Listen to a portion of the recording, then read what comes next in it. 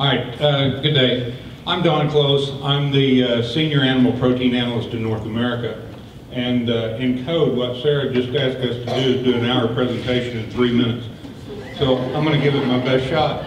On the U.S. market, I think the disruption because of the forced placements of calves last fall, our fed cattle market today through August will probably see more pressure than what we've seen already. And we've already seen a $15 to $16 hundred decline. But again, because of using those calves up early, I think it will provide some incredible opportunities late third and fourth quarter. So I still think we can finish the year very strong.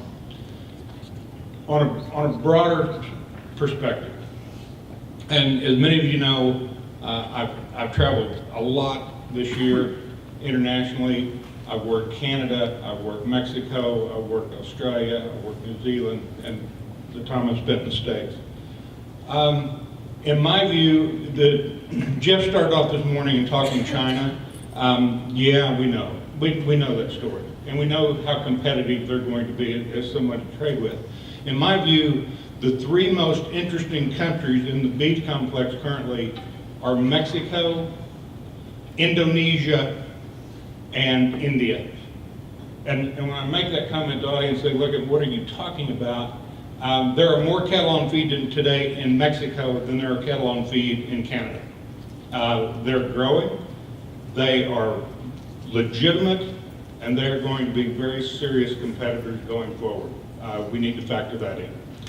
I talk about Indonesia because they've always had a really wonky ag policy that they're constantly opening exports and cutting them off to accommodate whichever the consumers or producers that are protesting the loudest on any given day.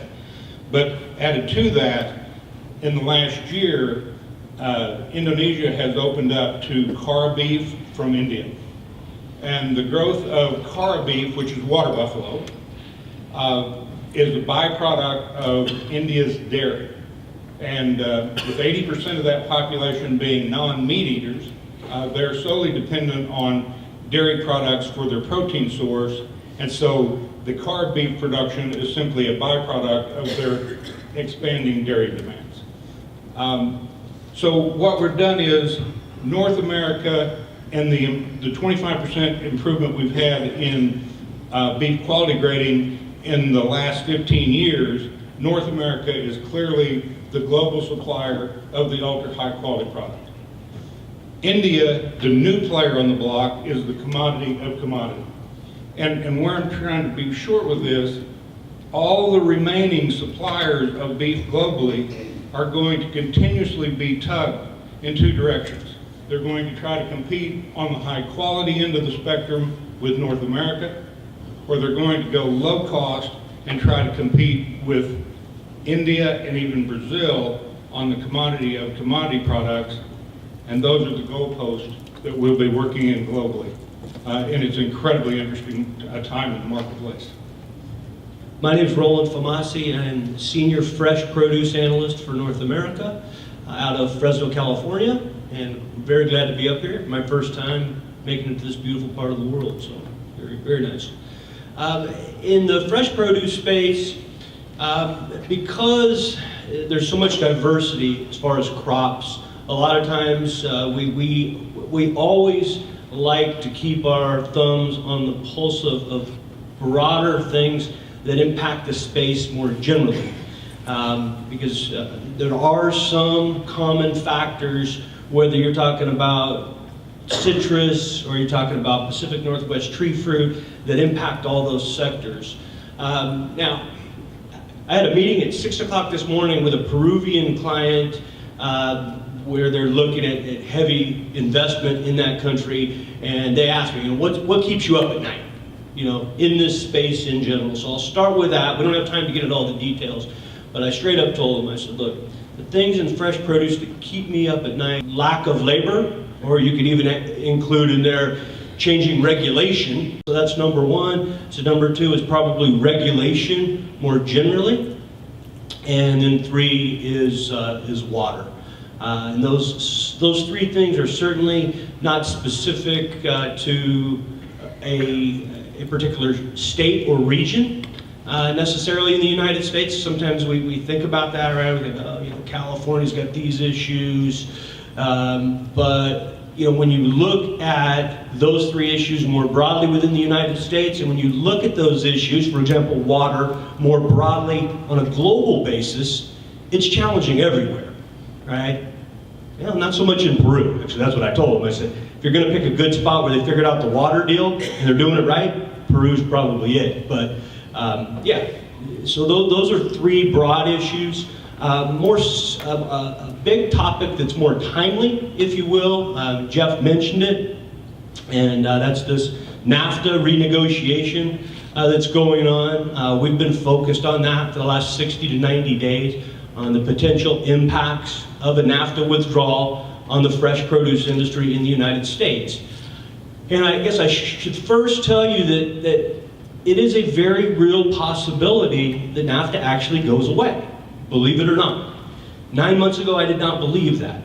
But from what I've seen and the people I've talked to who are a bit more in the political know than I tend to be, it's possible.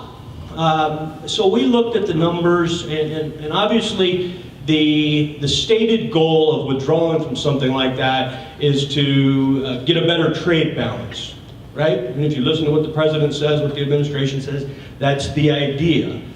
On a macro level, if you include everything from durable goods, like air conditioners and cars, all the way to fresh produce and everything in between, on a general basis, pulling out of NAFTA probably helps to accomplish that. Maybe, very, very, very complicated. But when we looked at fresh produce, it's exactly the opposite of that intention, right? And this is very counterintuitive and very different than what other analysts out there are saying, right? Because on the surface you think, we pull out of a free trade agreement, then that protects our producers here, right? That's the simple way to think about it, right? Because now there's going to be tariffs, et cetera, et cetera. What we found is that if the U.S. were to pull out of NAFTA, because of the macroeconomic impacts, particularly on Mexico, to a lesser extent Canada, but particularly in Mexico, because of those macro impacts, the peso depreciation would be so significant that when you balance that against the low tariffs that we tend to charge on incoming fresh produce products, the peso depreciation far outweighs that, and it actually makes Mexican product coming into the U.S. even more price competitive without NAFTA. So again, 180 degrees different than what maybe your gut would tell you as far as NAFTA. So people need to be careful what they wish for sometimes. So well, that's. I don't think it's. All right, I'm passing the baton. All right, so it's really funny to follow these two in a presentation like this because I have to go, okay, we talked about China, we talked about NAFTA, we talked about labor, and like, shh. Anyway, my name is Aga Perry, if you haven't caught that earlier. I'm the dairy analyst based out of St. Louis, and I do travel coast to coast in the US meeting dairy farmers. And I've learned, I started in the bank last January, and it hasn't been an easy place to be, since dairy's been struggling for a while, and we haven't seen great prices. We've seen decreasing margins in dairy, and we're constantly watching both milk prices and feed prices.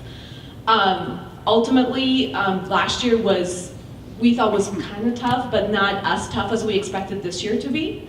And so far, actually, we're doing better than we thought. And that's mainly a product of the fact that as much as we would like to think about the US being self-sufficient in dairy and mostly focused on the domestic market, we are really intertwined and linked to the global market. So what happens in China, what happens in New Zealand, what happens in Australia, and what happens in Mexico and Canada does matter to the US.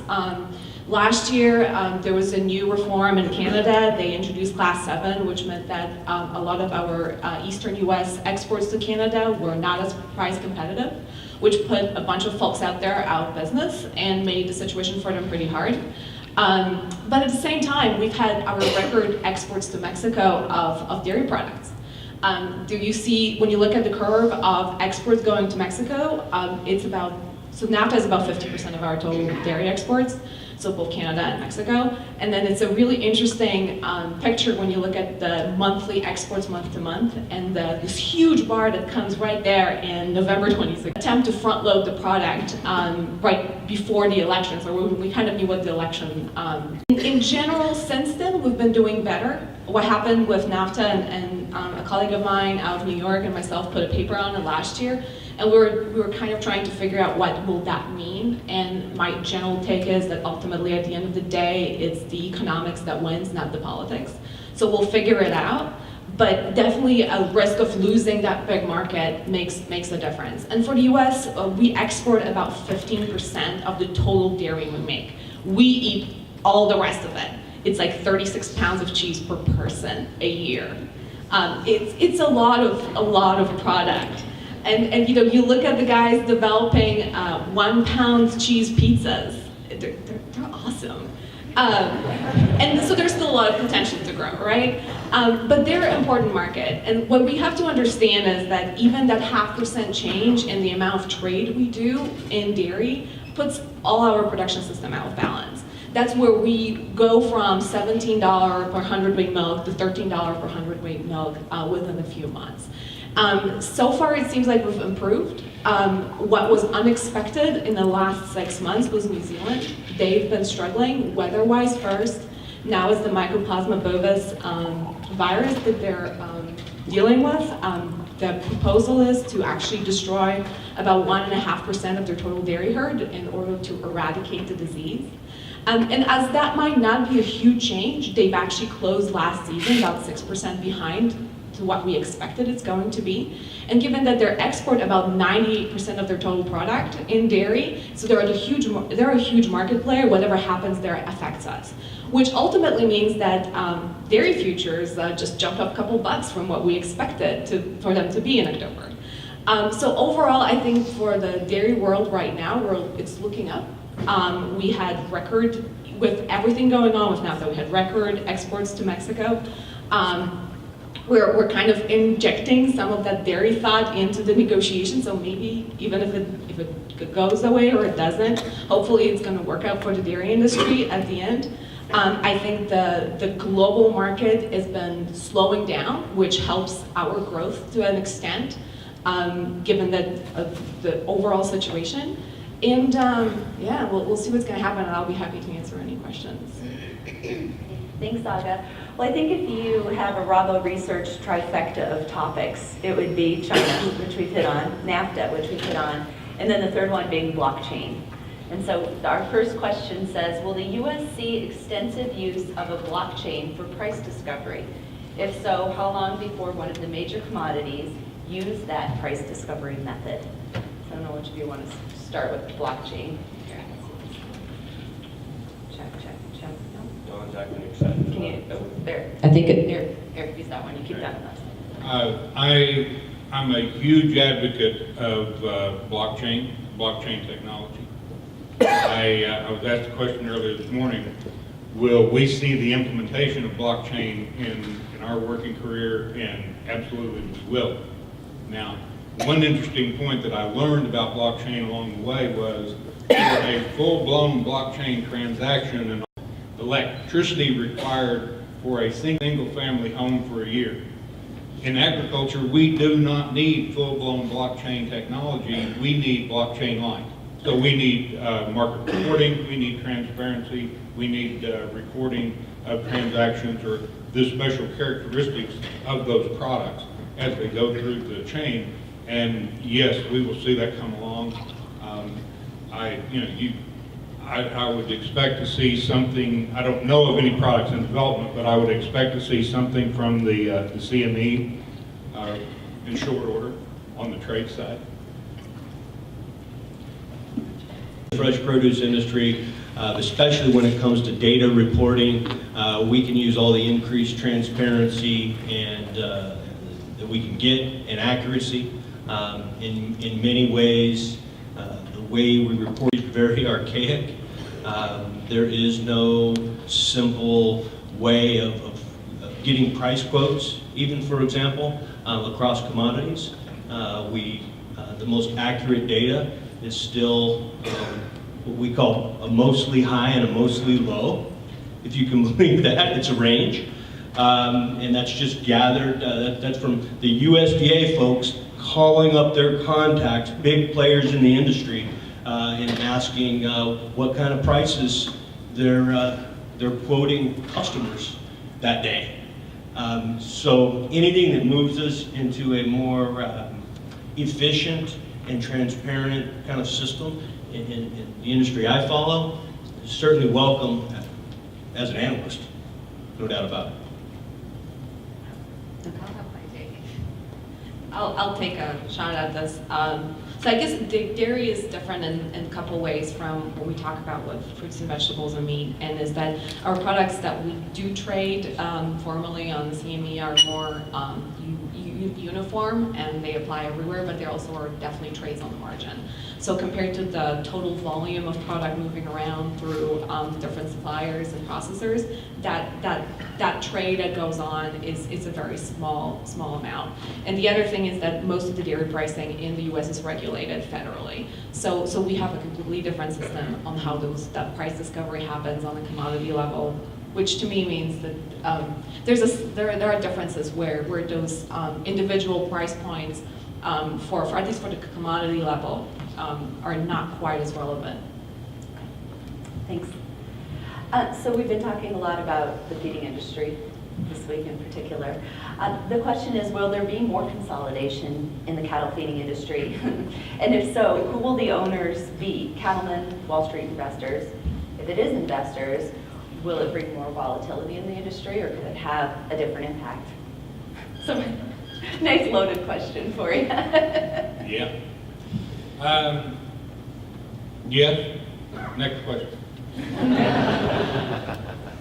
I don't see any way around the fact that the level of consolidation that we are seeing will continue. We're getting down to a level that, okay, if that's true, then who's left to consolidate? I have some concern. If you look at the big trades that have gone on so far this year, we've talked yesterday about the Five Rivers story. Clearly, there was an incredibly unusual set of circumstances that enabled that transaction to even be possible. If you look at the Friona-Cargill transaction, the links between those two companies and efficiencies, there's certainly logic behind that transaction that made that one possible. Where I'm trying to go with this is I have some concern that there is a degree of following sheep, that as the industry sees all these transactions going on, guys are just panicking and saying, if I don't respond right now, will I have another opportunity? That's spurring part of that. So that's a concern. Will it mean that the family or small pool of feed yard management teams or ownership pools that we built the industry on? No, that's not going to be as prevalent. It will be more outside money. But I also think with that outside money, you will see a full new tier of risk management and money management and professional business practices that are employed with that, opposed to what we've seen in the past. So will that make it less volatile or not necessarily? I don't know. I'm going to say yes, but for a different reason. Clearly, I've been lucky enough to be in the industry along with Clune for about 3 full cycles now. So I've seen the highs and the lows. We've been through these periods of extreme volatility in the past. I don't credit the volatility as much. I talked briefly about how rapidly the global marketplace for beef is taking place. We talked every time, Jeff, it's China. We have never before seen the number of outside influences driving that market. U.S. exported 11.06% of our production in 2017. We had never exceeded 10%. And we broke that ceiling. So there's a lot more extenuating circumstances driving volatility than just who the ownership pool is. But I think we'll see it, those waters calm from the extreme volatility. We have a question about the Farm Bill, what it'll look like when it's passed, and specifically as it relates to crop insurance. Do any of the three of you feel like you have a perspective on that? I can just say for most of the producers in my sector, because of some of the limits that are placed on the Farm Bill programs in terms of revenue limits, don't always get a lot of qualification for a lot of the Farm Bill programs. So not something that I dive into super deep for that reason. Okay. So Roland, specifically, what are you seeing in terms of water use? It says ability, but I'm thinking availability for farmers with changes in environmental policies and sort of the broader regulatory landscape, I would suppose, being in California especially. Sure. So as far as water availability and in terms of regulation, we have to remember there's two pieces to that puzzle. There's the water availability side, generally speaking, but then there's also the water quality side that weighs into that equation. Very, very important. The producers out there, I would just say, generally speaking, in places like California, or really in any region where they grow fruits, vegetables. I guess I got my hand slapped the other day for saying specialty crop. I guess that's not cool from a marketing perspective. They're not special. Everybody needs to eat these things, right? Nothing special about them. Eat more carrots. So I'm showing my age, I guess, there, right? We used to call them specialty crops 20 years ago. The producers in those segments tend to be very efficient water users. There are a couple different reasons for that. One is cost, right? You want to be as efficient with your resources as possible. The second is yields. The ability to dial in the exact right amount of water, the ability to dial in your fertigation, chemigation regimes in these extremely highly valued crops, where it might cost $20,000+ per acre to establish the crop. It's very, very critical. So I want to say hats off to the industry and say, generally speaking, we have become much more water efficient over the years. One of the big regulatory deals out there right now is the Sustainable Groundwater Management Act in California. For those of you who don't know about that, this may be shocking to know that even in an agriculturally intense state like California, the state's never managed its groundwater, ever, okay? Until now. In 2014, they passed a law that will begin to manage the state's groundwater.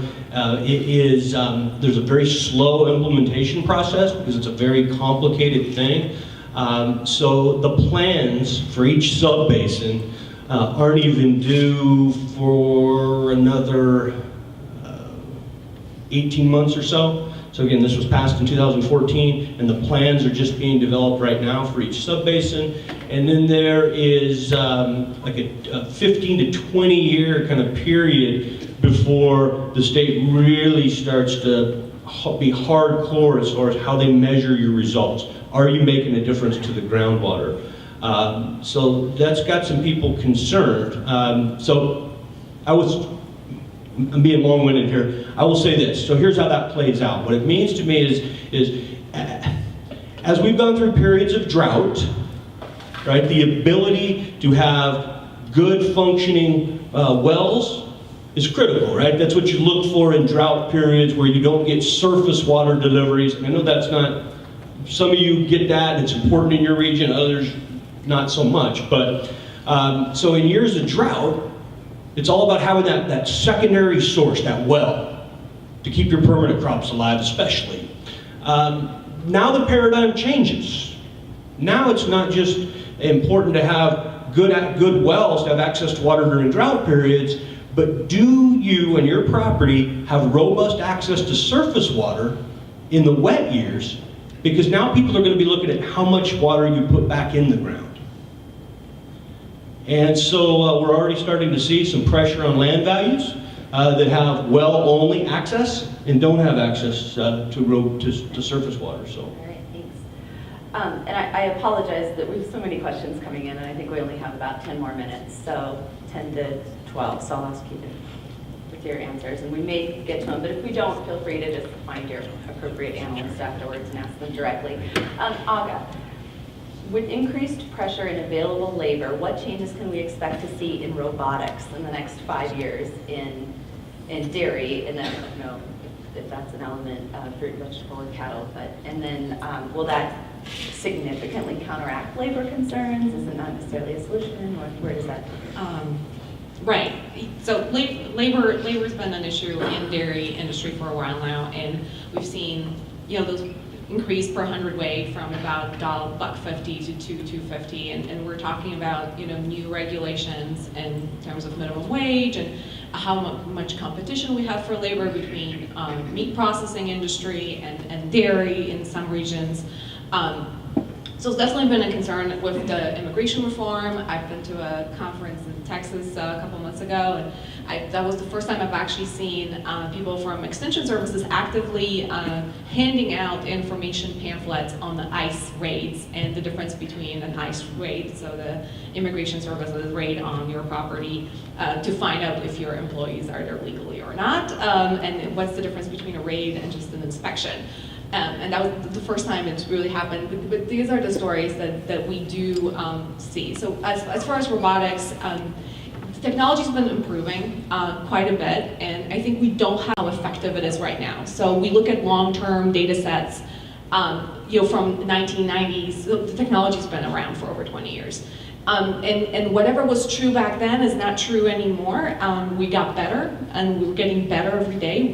There are several farms out there already that have robotics installed in 1,200 cow dairies, so they milk actually 1,200 animals, and they're growing in number. Interestingly, when you talk to robotics experts, they'll tell you that the labor saving or the labor cost savings are not the main goal of actually using robotics. Among other things, they allow you to go from 2 milkings to 3 milkings, which increases your efficiency. They actually make cows a lot more comfortable, and they actually are voluntary, which kind of changes the whole paradigm of how you run your operation. But most of the time, the reason why our producers we work with and producers in general in the U.S. turn to robotics is actually labor is the first concern. That inability to find labor is the first concern. And I think we look at the growth rate of the number of robotics coming in at about 5% every year, which sounds like a lot, but at the same time, we have to remember that it's so far a very small percentage of total operations out there. And so when you think about that, the growth rate, we might get to 10% of all cows being milked by robots in maybe 2025. But at the same time, the more adoption we see of this technology, the faster it will come in and the faster will kind of happen. At the same time, we've seen that technology expand more quickly in areas with smaller farms, since it's been more effective and easier to implement on farms with 200 cows as opposed to 10,000 cows. So I think what the industry is working on pretty hard right now is how to actually build barns and retrofit barns and figure out how to install those robots effectively in the large operations. And it's been moving along, so I think I'm hopeful. I think it's very exciting. I think there are a lot of good things and a lot of new information that comes out of robotics that will be very helpful in the future. There was a series of very good articles, and I believe it was in Meeting Place magazine, but on one of the packing industry equipment shows. But those articles were focused on, that industry is finally at the crossroads where not only has the technology advanced, but the long-term cost of going to robotics in meat processing is cheaper than just come up with the labor and make it happen. The biggest constraint is that most of our beef processing plants are so old and so confined on space that they're having trouble getting room inside those facilities for the robotic arms to move around. But on a cost structure, we finally made that crossover. Okay. I have a lot of questions, but I think what I'm going to do by way of wrap up is ask each of you one of the questions and hope we can kind of get to it. I think I'll start with Aga and work my way down. Kind of combining two questions into one here. We had a comment about seeing Panhandle, Texas and Western dairy farmers selling and moving what is a successful dairy operation to the Midwest due to water concerns. Climate's becoming drier. Somebody else asked, is dairy the next ag decline and how severe? So can you kind of roll those into one answer and talk about, in 2 minutes, really, like how dire is the dairy situation climatologically, market-wise? So climate-wise, I think we're doing okay. As long as we can have a sustainable source of feed, I think we're doing pretty well. When we think about Texas, Florida dairies, they're definitely struggling with heat and the decline in production due to heat and how expensive it is to cool the cows in the hot season. But we see those migrations going on before. So when we think about how evenly spread dairies were even in the 1970s or 80s, and how then there were several states, including Wisconsin, California, then Texas, New Mexico, Arizona, that started growing rapidly in the last 10 or 15 years. And that's due to feed availability, labor availability, overall land availability, regulation differences. And so ultimately, I don't necessarily see dairy as an industry that's in a decline, but I think those shifts where you might move away from a farm in California that might be affected by water regulation and other types of regulations or labor shortages to a place where you can build a greenfield dairy for lower cost with better feed source and potentially retrofitted with the newest technology. There is more opportunity there.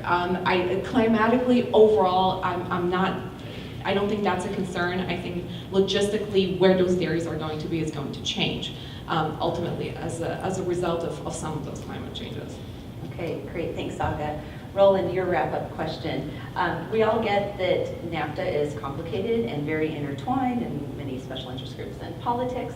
But this question is, what would happen if we simply just continued to trade freely with each other without governmental interference? Seems like free trade is free trade, and why do we need an agreement that becomes overly complicated in order to foster free trade? So what if we just let it happen?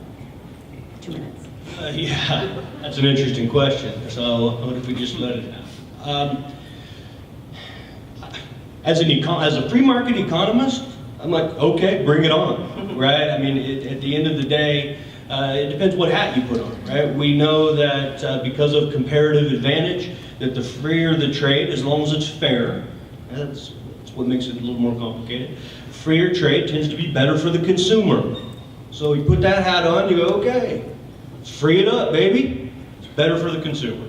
If you put your ag business hat on, then all of a sudden your answer begin to change a little bit sometimes, depending on where in the value chain you are, right? So if you're a Florida producer, which Florida's not represented here necessarily today, but they tend to compete directly with Mexico, for example. You might get a different answer to that. So why do we need any kind of agreement to be able to trade fairly? I think the idea is to hold people accountable for what they're supposed to be doing, so that if we find that somebody maybe isn't doing things fairly, is cheating the system, that we have some way to come in and rectify that. That's probably the potential advantage to actually doing something formal. Okay, very good. Don, last question. How do you view the bank's continued financing of Holstein beef production? Would you advise us to exit these clients, or do you see a way forward?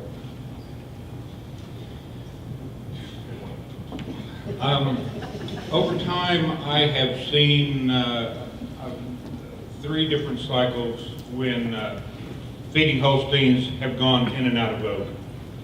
And I don't have any doubt that within 5 to 7 years, we will be back in a circumstance where feeding Holstein will be back in vogue. Today, they are not. Today, finding somebody that is willing to process that, excluding some very isolated geographic areas, finding a commercial packer willing to harvest those cattle is a near impossible task. My answer is this: if given the inherent risk and complications with cattle feeding when things are going well, right now, why add the added pressure of not having an outlet to get rid of those animals when they're finished? So today, I've told clients, and I've been with many of you in this room and had this conversation, don't do it. Just don't do it. Now, will that be my answer for now? No, because this whole thing will cycle again. But today, the risk associated with holding that animal and finding a slot for him, in my view, is not worth it. Thanks, Don. One final question for you. Have you ever eaten a turkey burger? No, I have not. And I'm just proud as hell of that. All right, very good. Don and Roland and Aga, thank you so much for your insight.